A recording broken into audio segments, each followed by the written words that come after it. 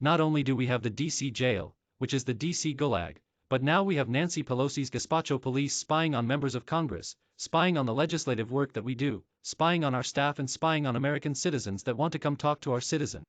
Representative Marjorie Taylor Greene. What was supposed to be a hot warning to Democrats turned into an inadvertent reference to cold soup for Georgia Representative Marjorie Taylor Greene. Greene, the freshman Republican, was speaking to One American News and she made the slip up, trying to compare the Capitol Police, the police force dedicated to keeping the U.S. Capitol safe, to the Gestapo, which was the secret police used by Nazi Germany. However, Greene instead referenced Nancy Pelosi's gazpacho police instead, causing people to wonder if Nancy Pelosi does have armed officers who are investigating whether or not the cold vegetable soup from the Iberian Peninsula is really suitable for human consumption. Greene also mixed some metaphors, referencing gulags, Soviet-era labor camps, when trying to compare Pelosi to a Nazi-era ruler. But that's not really what people were concerned about in the aftermath of her statement. Greene has ended up in hot water for Nazi comparisons before. Last year, she equated a rule mandating that House members wear masks to wearing a gold star, comparing anyone wearing a mask to Jews who were targeted in the Holocaust. She apologized for those May remarks immediately after the uproar, but then, in July, called volunteers who would vaccinate Americans medical brown shirts. In November, she used the phrase vaccine Nazis in a conversation with Steve Bannon.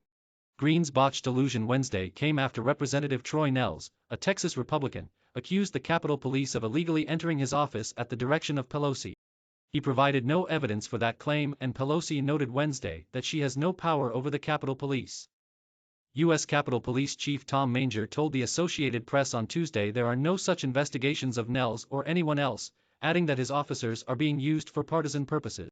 Some Republicans have attacked both the efforts to look back on the insurrection and the Capitol Police's measures to go forward in stopping a future attack. More than 24 Republicans on Wednesday demanded in a letter to Manger that the department preserve any records related to any investigations or investigative activity into members of Congress and congressional staff. A Capitol officer patrolling the halls of the Longworth House Office building on November 20 noticed the door to Nehls' office was open and entered the office to check for intruders. The officer found no intrusion, but noticed a whiteboard that had a hand-drawn map of the neighboring Rayburn office building with an X marked on it. The whiteboard also had notes about body armor. The officer took a photo of the whiteboard and filed a report that notes suspicious writings mentioning body armor. 2 days later, officers returned to Nehls' office and spoke to his staff about the whiteboard. The case was then closed. Nehls told the AP on Tuesday that a staffer had drawn the map to show an intern where the ice machine could be found in Rayburn because the machine in Longworth wasn't working. And his office was working on legislation related to obtaining body armor for law enforcement. Nehls conceded that the officer had the legal right to enter his office to be sure no one was in there who shouldn't have been. Nehls also challenged the chief of the Capitol Police to release the photo.